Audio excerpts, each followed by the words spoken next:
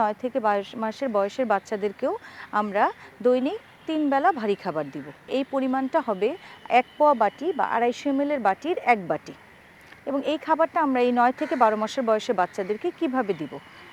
প্রথমে আমি বলি যে খাবারটাকে আমরা এই সময় আগে যেমন 6 থেকে 9 মাসের বাচ্চাদের খাবার যেমন একদম চটকিয়ে খাওয়াচ্ছিলাম, কিন্তু এই বয়সের বাচ্চাদের খাবারটা আমরা টুকরা টুকরা করে দিব। এই বয়সের বাচ্চা যেহেতু বসতে পারবে, তাকে সামনে বসিয়ে তার হাতটাও সাবান দিয়ে ধোয়াবো, সেও 1-2টা খাবে এবং আমরাও তাকে বাকি খাবারটা খাইয়ে দিবে।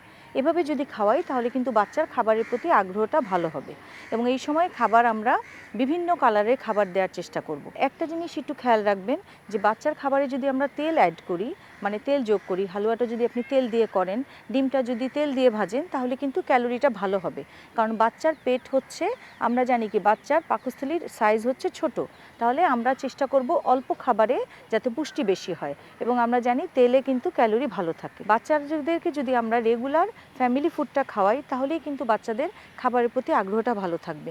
অনেক সময় দেখা যায় আমরা খিচুড়ি খাওয়াই, একই খিচুড়ি খেতে খেতে বাচ্চারা বোর হয়ে যায়, খেতে চায় না, বিরক্ত হয়। তখন যদি আপনি রেগুলার ঘরের খাবারটাই খাওয়ান, তাহলে কিন্তু ভেরিয়েশন হবে, তার খাওয়ার প্রতি আগ্রহ হবে।